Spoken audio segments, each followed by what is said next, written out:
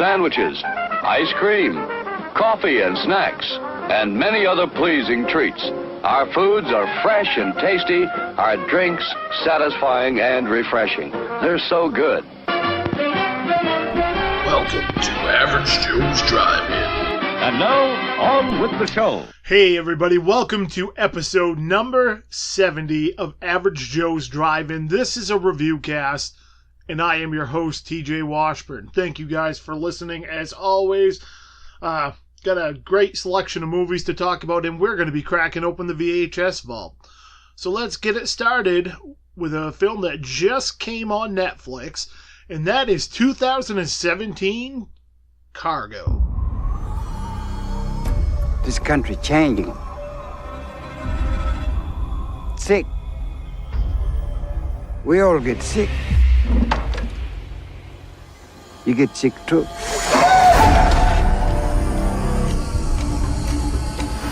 If you are infected, then you've got 48 hours. Stop the car! Let me out! You have to take her. What do you mean? You have to What are you take talking her. about? I'm here, all right?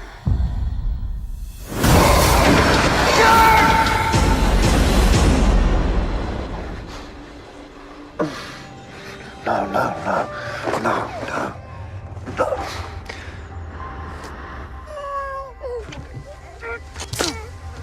Nice and calm for Daddy.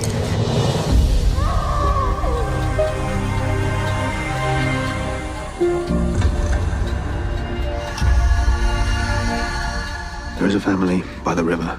I don't know if they're still alive. You don't know anything. You're just a stupid gubber. That wasn't your dad anymore. I would like it if you came with us.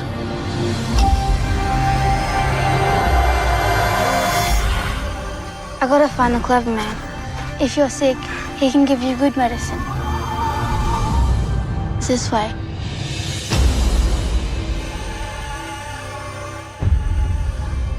You're the first people I've seen. The first people who are still people.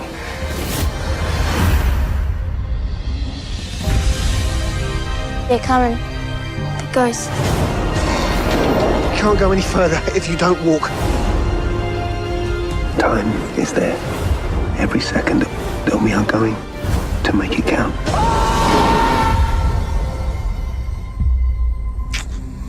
Love you.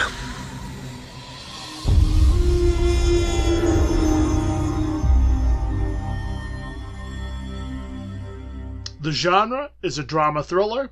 It's directed by Ben Howling and Yolanda Ramke. Has a 105-minute runtime, rating unknown. Stars Martin Freeman, Anthony Hayes, and Susie Porter. I watched this one on Netflix. Synopsis. Stranded in rural Australia in the aftermath of a violent pandemic, an infected father desperately searches for a new home for his infant child and a means to protect her from his own changing nature. I saw the trailer for this a few months ago and thought it looked interesting enough. Like an Australian zombie film meets Cormac McCarthy's The Road. After a few friends recently watched and enjoyed it, I figured it was time to give it a shot. This is a really solid film, and I quite enjoyed. It's not a horror movie by any means, really. In fact, the zombies infected aren't a huge part of the story. It's more about one man's quest to find someone to take care of his daughter before his time is running out. Yes, there are zombies in this, but like I said, I really don't consider it a horror movie, but it does have horror movie elements. It's really more of a drama. Maybe you could consider it a drama horror. It is a little on the slow-moving side, and there are some questionable decision-making moments. But those can be rationalized by the fact he has a finite amount of time left. I also took this story as a bit of a tale about how the Aborigines are treated and why they are holding out better than everyone else. One of the other big reasons I enjoyed it so much was the fact it was a different approach to a recently oversaturated subgenre. The acting's great, the film looks good, and the score works well. If you like drama with a bit of a different twist, this one is worth a watch. If you enjoyed The Road or other material of that ilk, this should be right up your alley. I will say it's definitely not as bleak as The Road. My rating for this is a 7.5 out of 10. The average IMDb rating is a 6.4 out of 10. Up next, 1988's Child's Play.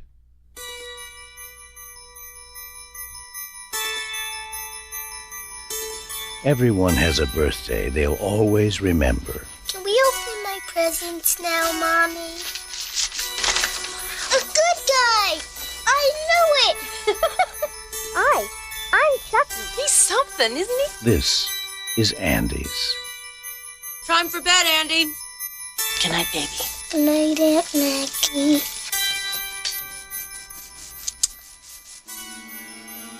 Good night, Chucky.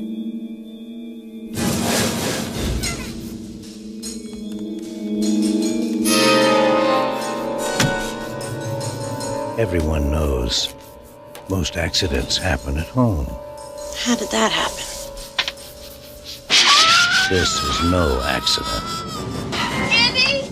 I'm Detective Mike Norris, homicide. Andy! Miss Peterson's dead, Miss Barkley. She fell from the kitchen window. Someone's moved in with the Barkley family, and so has terror. Mommy, I know who was on the counter. Andy! Who, Andy? Chucky. Nobody believes you about Chucky. He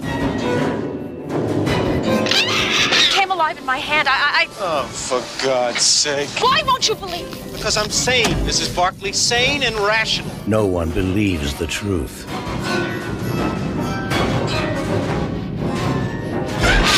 Or lives to tell it. There's nothing nice about murder. And there's nothing innocent about child's play.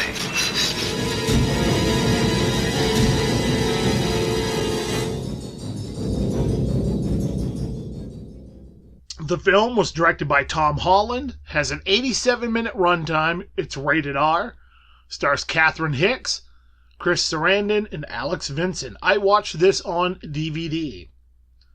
Synopsis. Gunned down by Detective Mike Norris, dying murderer Charles Lee Ray uses black magic to put his soul inside a doll named Chucky, which Karen Barclay then buys for her young son Andy. When Chucky kills Andy's babysitter, the boy realizes the doll is alive and tries to warn people. But he's institutionalized. Now Karen must convince the detective of the murderous doll's intentions before Andy becomes Chucky's next victim. The Child's Play franchise is one I've always had a weird fascination with. While I've always enjoyed the first few films, I never found myself keeping up with the newer releases. That's weird because from what I've heard from friends, it's one of the more consistent horror franchises with the quality of films it has put out. I recently was able to purchase a box set of the first 6 films. I'm very excited to revisit the older ones I've seen and give the ones I haven't a watch. For me, Child's Play is an interesting concept. The first film plays itself out in a very straightforward manner. There's next to no comedy. It's a creepy little slasher film with a bit of a different twist. While the subsequent films move slowly towards a more comedy horror aspect, not that there's anything wrong with that, but people often forget the first one wasn't so much that way. Watching it this time around, I found myself in the same boat. I'd almost completely forgotten how straight ahead it was. I don't really find this to be at all scary. It's creepy, but not scary. Maybe that's just because I've seen it several times before and anything there was now lost on me. But from what I remember, I never found it scary. I think Part 2 had more moments that caught me off guard than this did. I don't have any issues with the acting in this. In fact, the kid who plays Andy actually pulls off one of the best child actor performances in a horror film that I can recall off the top of my head. That is important because a lot of the film revolves around him. It seems genuine and not forced, which more often than not isn't the case, in my honest opinion, with films with, kids in films, especially horror films. The effects are good, the score works, and the acting is serviceable. I enjoyed this about as much as I did on previous watches. While it's a good film with some memorable lines, I think it's a bit forgettable in the long-term scheme of things. Maybe that's why I've never delved further into the series. It's never had that, oh, I gotta see this effect on me. Still, Chucky is such an iconic character that it's hard to forget him. I know I think of Chucky, not the films, when the franchise is mentioned. I'm curious as to how my ratings and feelings are going to play out as I revisit and watch these. My rating for this was a 6.5 out of 10. The average IMDb rating is a 6.6 out of 10. Next up, 2016's The Jungle Book.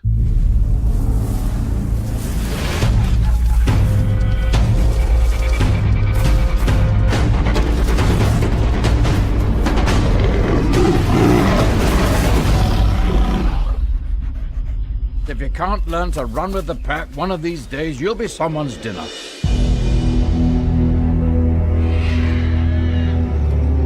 I can't help but notice there's this strange odor today. Man is forbidden! Run, Mowgli!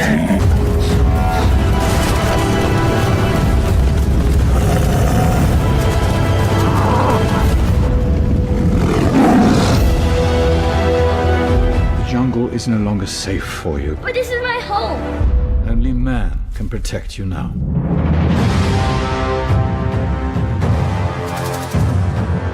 Poor, sweet little cub. What are you doing so deep in the jungle? You are a man cub who wants to live in a jungle. How do you know that? Kid, I got ears. My ears got ears. Only I can protect you.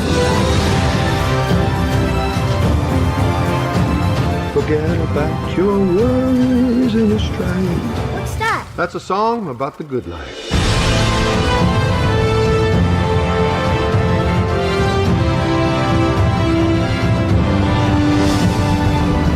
He will stop at nothing until he has this boy. If anything happens to that kid, I'll never forgive myself.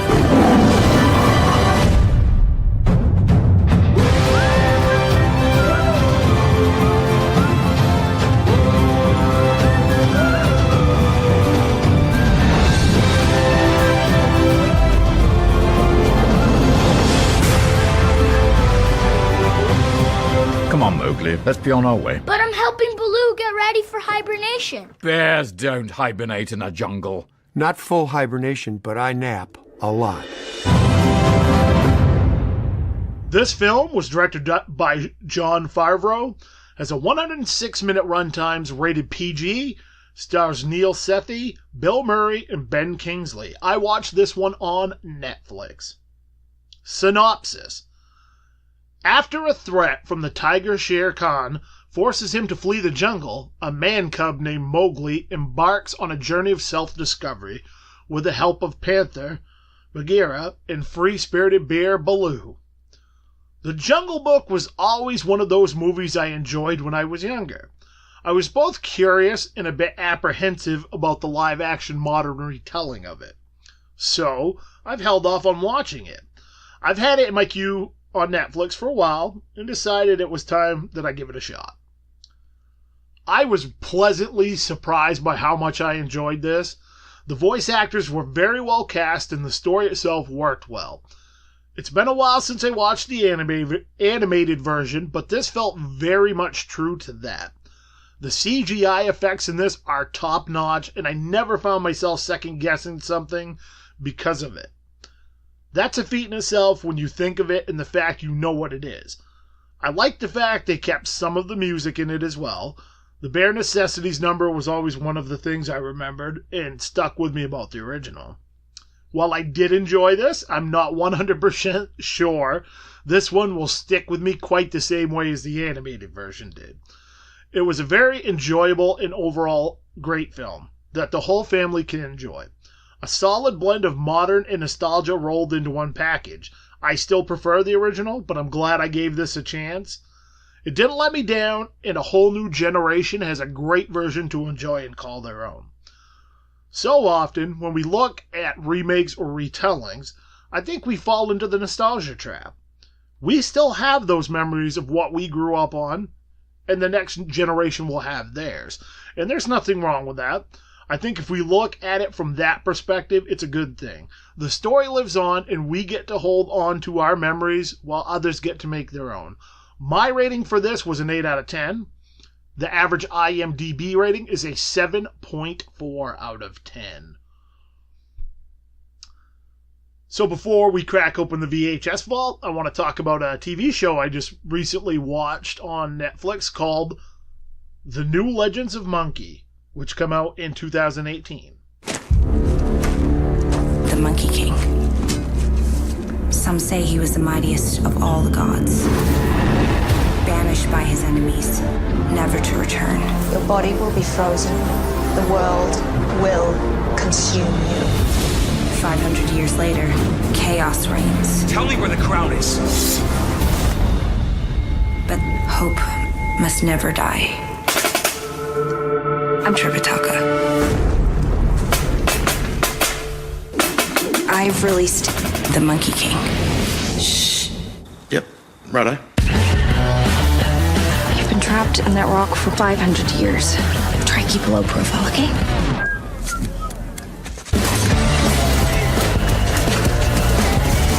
Yes. My powers have Are we ready? Monkey, I need your help. Be my guide. Protect me. Let's do it.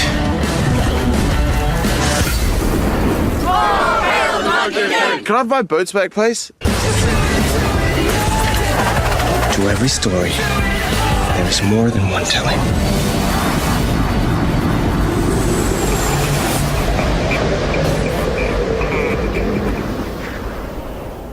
This was season 1. The average episode runtime is about 24 minutes.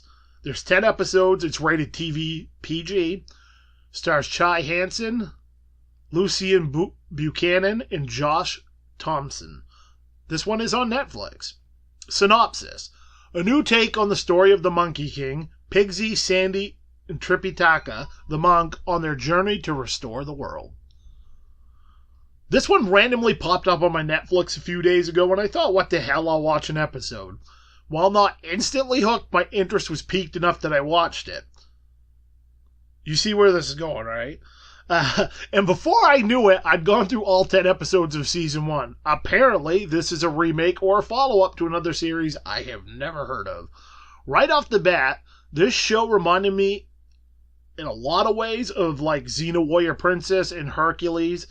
Kind of the same type of vibe and tone, but it makes the episodes kind of blend together. You can almost watch it in the background and not pay full attention to what's going on and still follow what's happening. Overall, I enjoyed it. It's very easy viewing, the episodes are short, and it's entertaining. Truthfully, this is just the kind of show I've been searching for. Something I can throw on to kill 25 minutes that isn't too heavy on drama or seriousness. If you're a fan of Hercules or Xena, this might be something you want to check out. I know this scratched that itch for me, and I can't wait for season 2. My rating for this was a 7.5 out of 10. The average IMDb rating is a 6.5 out of 10. And now it's time to crack open everybody's favorite part of Average Joe's Drive-In. And that is the VHS Vault.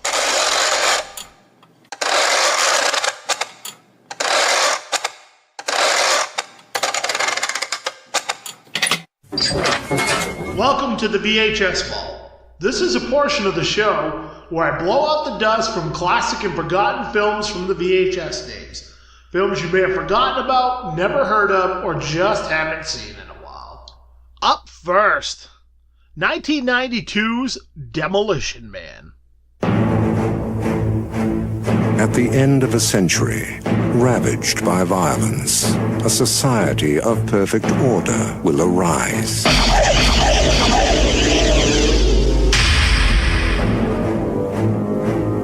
Criminals will be frozen and reprogrammed in cryogenic prisons. The prisoners are ice cubes. Their criminal instincts are being reprogrammed as they sleep. Aggression and deviant behavior will be totally eliminated.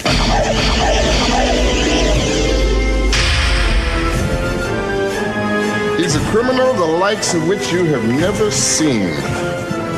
In a bad time, he was the worst. I'm gonna love running this place. But in the year 2032... This morning, Simon Phoenix escaped from this cryo facility. We are, quite frankly, not equipped to deal with the situation. Amidst a world of peace and calm... We're police officers. We're not trained for this kind of violence. How was the fiendish Simon Phoenix apprehended back in the 20th? In the end, it took just one man, John Spartan. You mean the Demolition Man? The conditions of your parole are full reinstatement into the SAPD and immediate assignment to the apprehension of Simon Phoenix. Two mortal enemies. Just dropped in to say hi. From another time. Pass is over, John. Time for something new and improved. Oh, hell. Will be unleashed on a future that isn't big enough for the both of them. Sylvester Stallone, Wesley Snipes, Demolition Man.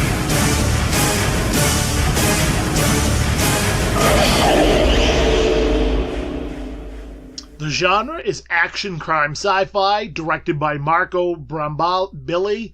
Runtime of 150 minutes, rated R. Stars Sylvester Stallone, Wesley Snipes, and Sandra Bullock. Synopsis. When innocent victims caught in the crossfire in Los Angeles is intensifying war on crime, both cop John Spartan and violent thug Simon Phoenix are sentenced to a state of frozen incarceration known as a cryo prison. When Spartan is finally thawed 36 years later, it's 2032, and Los Angeles is now a pacifist utopia called San Angeles. But with Phoenix again on the loose, Spartan must team up with future cop Linnea Huxley to apprehend the killer. This is one of those films I rented countless times back in the video store days, but I haven't seen it in several years. I've always enjoyed it and was looking forward to seeing how it held up. This is still a damn fun film. Sure, it's cheesy with a silly premise and over-the-top action with bad one-liners, but it remains a good time. I almost feel like this is one of those films that knew what it was, has a good time with it, and just rolls with the punches. Think, Deadpool 25 years beforehand. And that's why it works, in my honest opinion. I think if they had tried to play it off in a more serious manner, it wouldn't have been anywhere near as enjoyable. For me, this is one of those sweet spot Stallone films. These are the type of films of his I enjoy the most because they're not too serious. While he's made some excellent, serious, more drama-orientated films, these ones are always a good time. I would rank it somewhere in the lower end of my top 10 favorites of his films. If you've never seen this and enjoy stuff of his like The Expendables, Cobra, or First Blood Part 2, you'll get a kick out of this one. If you haven't revisited it in a while, throw it on, kick back, grab a beer, and enjoy the nostalgic action goodness. I know I'm glad I did. My rating for this is a 6.5 out of 10. The average IMDb rating is a 6.6 out of 10. Up next, 1986's Highlander.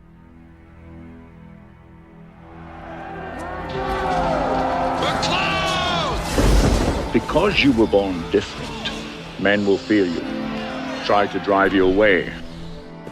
I am Conor McLeod.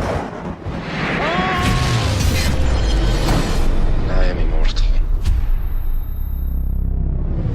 Here we are, born to be kings. We're the princes of the universe. You always be weaker than I. Here we are, we're the princes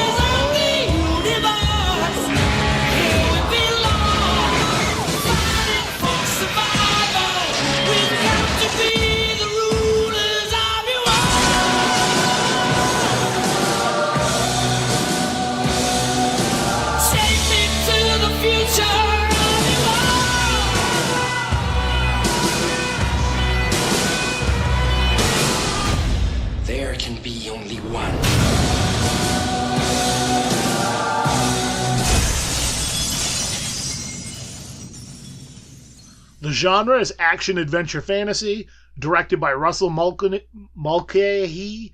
If I said that right, probably not, butchered it. Has a 116-minute runtime, rated R, stars Christopher Lambert, Sean Connery, and Clancy Brown.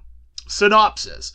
When the mystical Russell Nash kills a man in a sword fight in a New York parking lot, he leaves a sliver of an ancient weapon lodged in a car in the process. After brilliant forensic specialist Brenda Wyatt recovers evidence of the mysterious weapon, she and her partner, Lieutenant Frank Morin, embark on an investigation of Nash that will land them in the middle of a dangerous, centuries-old feud between powerful immortals. It has been a long time since I saw the original Highlander. I honestly can't even remember the last time I watched it. I do remember having it on DVD at one point, but that was years ago. I picked up Highlander, Highlander 2, and Highlander Endgame on VHS over the last several months, and I've been itching to watch them. So I finally got in the right mood and threw it on. I've always thought this movie borders on being cheesy, but not in a bad way. It's an interesting concept that I've always enjoyed. What it does excel at is being interesting and unique. When I first saw this, it fascinated me. The Kurgan is just flat out evil and badass, an individual with a singular drive who will stop at nothing to achieve the ultimate goal of being the only immortal. The acting isn't spectacular, but it works well for what the film is. The effects hold up rather well, and it has one of my favorite movie soundtracks. I mean, who doesn't love an all-Queen soundtrack? It meshes together to form a perfect storm of enjoyability. When it all boils down to it, it's just a great story that works well on screen. I'm looking forward to checking out the sequels, as I remember very little about those. If you've never seen Highlander, I highly recommend checking it out. I believe there was just a 4K restoration of this that one of the niche companies put out. So if you haven't seen it, maybe track that down, or if you're a big fan of it and you don't know about that, track that down. My rating is an 8 out of 10. The average IMDb rating is a 7.2 out of 10. Up next, 2000's Pitch Black. They say most of your brain shuts down in cryosleep, all but the animal side. Guess that's why I'm still awake.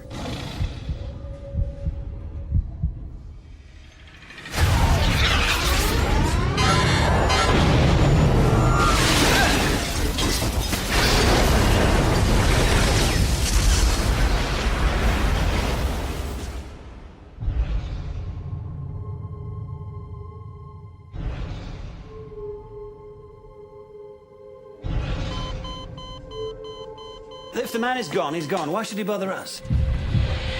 Maybe to take what you got. Maybe to work your nerves. Is he really that dangerous? Only around humans. Zeke! All you people are so scared of me. But it ain't me you gotta worry about now. Whatever it is, it got Zeke and it nearly got me.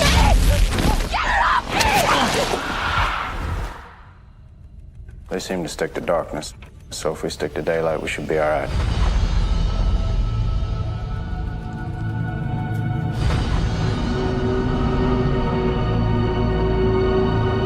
A total eclipse.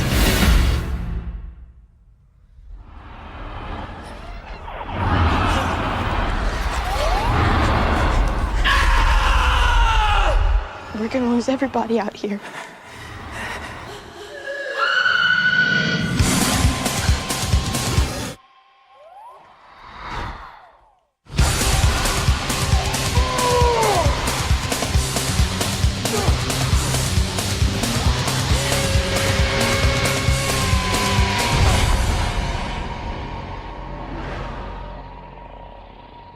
You're not afraid of the dark, are you?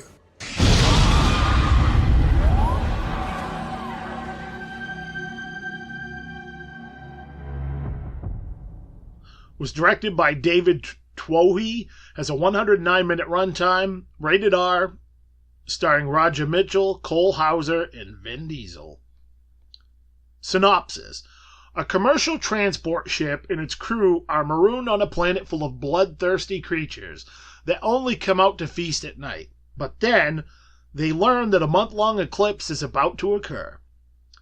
I haven't seen this film in quite some time. Truthfully, I've always felt a little indifferent about it. While I didn't hate it, I never gushed over it like a lot of my friends did. It was one of those films I felt was worth a VHS pickup and a rewatch if I came across it. So, when I did, I snagged it. Shortly after, I also managed to snag The Chronicles of Riddick on VHS as well. I've only seen that one time and remember zero about it.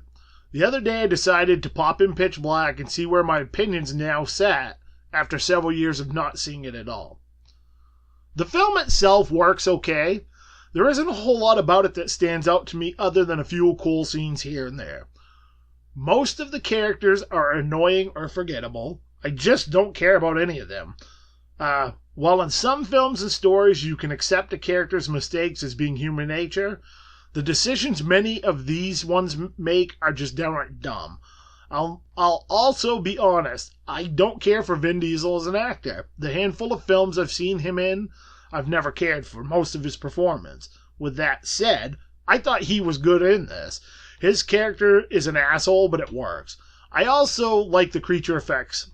The weird bird xenomorph-looking hybrid creatures with predator-like qualities are interesting. Upon rewatch, the film reminds me a lot of the film I just recently watched called The Cave. There's actually a connection between these films because Cole Hauser is in both. While it had a lot of promise and some interesting ideas, it just never seemed to fully nail any of it.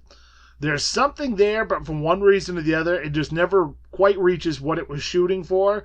Instead, you're left with a whole lot of what ifs and what could have been. My rating is a 4 out of 10. The average IMDb rating is a 7.1 out of 10. So obviously, I am in the minority on my thoughts on this, but hey, it is what it is. And like I always say, opinions are like assholes, and everybody's got one. Up next, 1960s Swiss Family Robinson. How's this?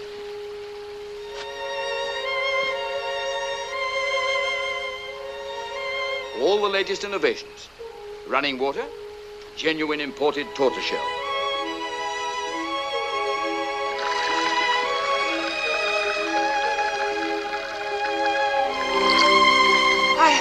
I can't believe it.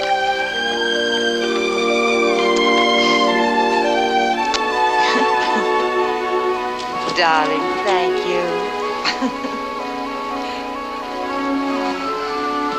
I'm second. I go after Mother. Hey. Thank you. Up you go.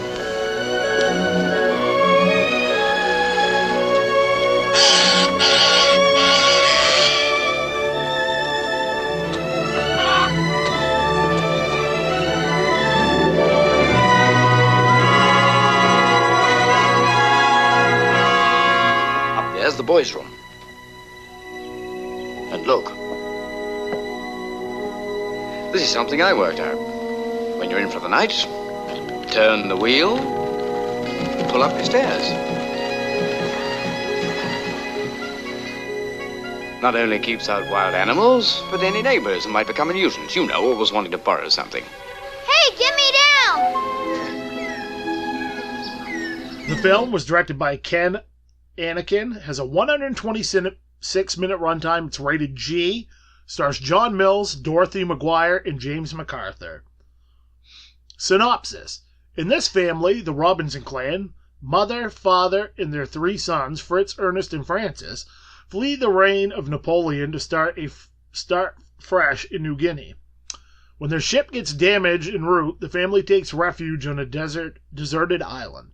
The Robinsons learn to live in the wild, have various adventures, and build an impressive house in a tree. However, while island life is full of excitement, the question of whether to return to civilization looms. There are films you've seen so many times you can almost visualize the whole thing in your head. Swiss Family Robinson is one of those films for me.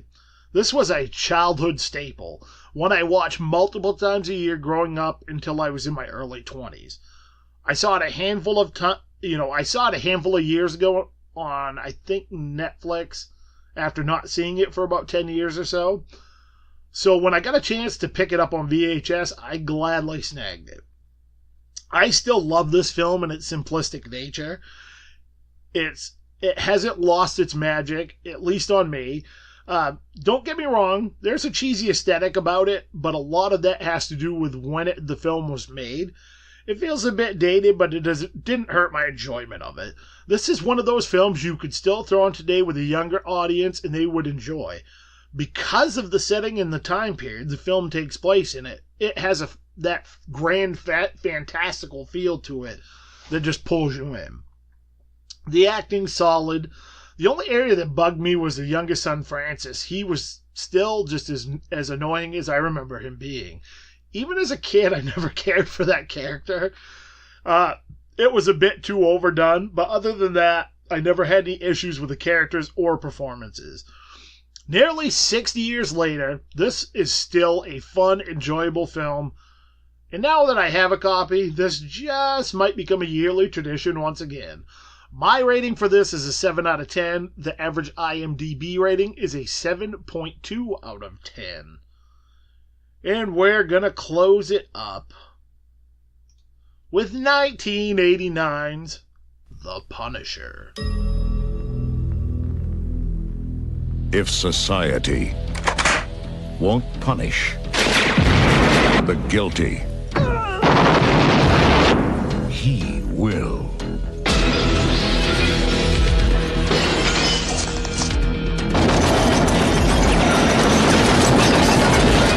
You see this board here? Every time he kills somebody, I put a red pin in it. So far, the only thing that I've got to show for it is these little calling cards here and a whole bunch of these. Now let me tell you something about this Punisher. If he ever shows up within 1,000 yards of me, you'll find out what the word punished really means. He defends the innocent. But if you're guilty, he gives no warning and shows no mercy. What the hell is this? Trouble. Dolph Lundgren, Louis Gossett Jr. Mr. P, happy hunting!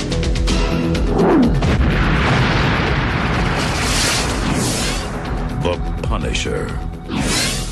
Justice with a vengeance.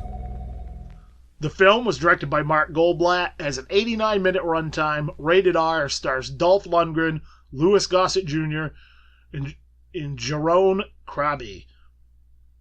Synopsis. Based on the popular Marvel comic book, this film begins with Frank Castle as a respected police officer dedicated to eradicating the Mafia's influence.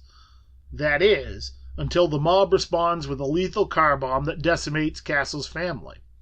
Now, filled with rage and presumed dead from the horrific explosion, Castle takes to the city's underground sewer tunnels to bring his own brutal brand of vigilante justice to the streets and wreak vengeance on those who killed his family. I don't think I've seen this since the VHS days. This is one I owned and watched a pile of times when I was younger. While I always recognized it wasn't a great movie, we didn't get much for comic book-based films back in the day, so we had to get what we could take. And The Punisher was always one of my favorite comics books. So I had a soft spot for the film.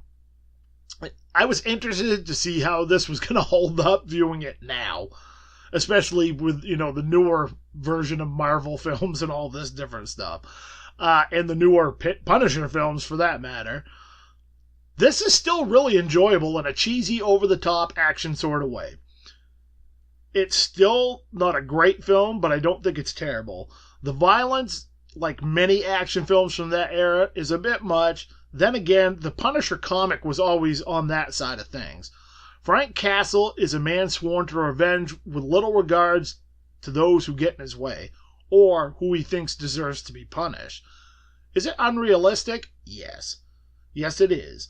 It's hard to even call him an anti-hero. He's one of those characters that's almost as bad as the bad guys themselves. You know you shouldn't root for him, but you do. That's one of the things I've always found interesting about the character. I actually really like Dolph Lundgren as Frank. I think he was good in the role. Unfortunately, the film itself doesn't do the character justice. The complex emotions and state of mind the character displays in the comics was never really fully reached. The effects are okay, but it feels like you're watching a B-grade movie. The acting, for the most part, it's okay, but some of it, not so much. It's a bit too schlocky. While it works in some films, not so much here. There are some memorable lines in this one of which is used at the beginning of one of my favorite songs by the band Biohazard, aptly titled Punishment. And there are a few good moments scattered throughout. The score is decent, and honestly, it's one of the best parts of the film. This one is one of those films I could still view with nostalgia glasses on and enjoy, while still recognizing its faults. If you're a fan of cheesy 80s, early 90s action films, this might be worth a watch if you've never seen it. Maybe if you're a diehard Punisher fan as well, but for most others, I would say this one's probably safe to skip. My rating for this one is a 5 out of 10. The average IMDb rating is a 5.7 out of 10. That wraps up this edition of the VHS Vault. Hopefully, it took you on a trip down memory lane or gave you insight on a film you've never seen before. For now, it's time to close and secure the vault. I'd like to thank everybody for tuning in this week. Got some great guests coming up, and there's going to be a few changes. I've been kind of mentioning this a little bit about the show and just what's going on with stuff, and I've been kind of mulling over what to do with stuff, and probably starting sometime in late July, early August. It's going to be a little bit different of a format, I think. I'm still not 100% sure, but I think what's going to end up happening is I am going to be going to a review cast every other week and a interview episode every other week instead of trying to do two, because as much as I enjoy doing this, it's a lot for me to do both every week on top of everything else I have going on. So I'm thinking, and I enjoy doing both sides of it. I do enjoy doing the review episodes, and I do enjoy doing the interviews. So I think it's going to make things easier for me if I break it up into every other week, for each one. So that way you're still going to get 4 episodes every month, but it will just be a little bit different, so every other week. They'll both basically be bi-weekly. There will be some times here and there probably where there might be more than 2 interview episodes a week, or I have guests on for, specific stuff, say, especially like the 30 Days of Horror in October, which I always have a blast doing, being a horror nerd. So, I probably have some guests on. I'm working on some things this year for that, too, that might be a lot of fun.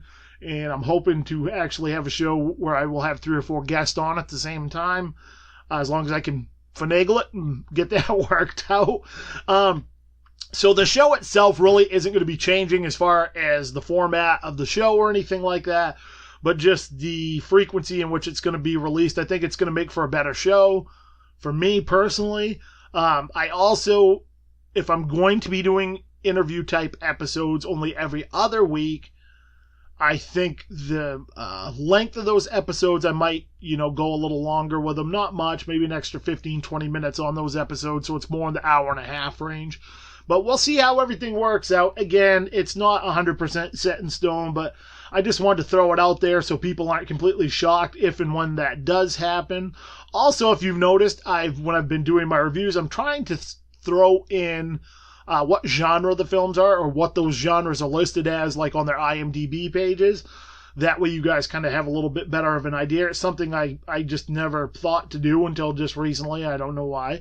But so hopefully, as you notice, some of the reviews didn't have them. Some of them did because I just started doing that. So it's going to be for a little bit here because I'm actually quite a ways ahead as far as reviews I have written up and what I've actually done on the show.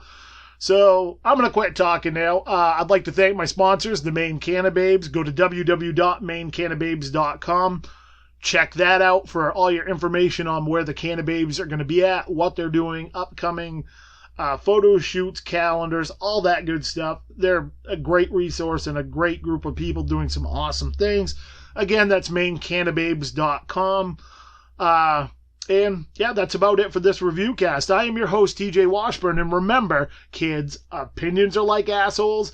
Everybody's got one, and I will see you sexy animals on the flip side.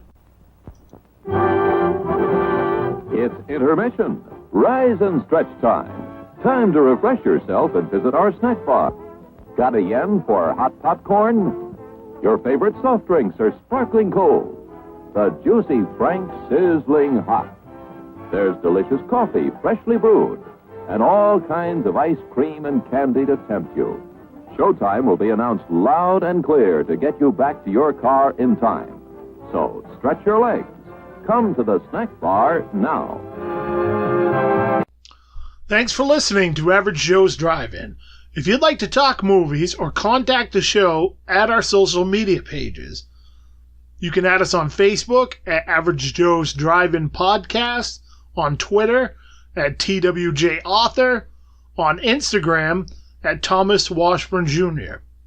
You can also hit up www.thomaswashburnjr.com for more information about the show and related links.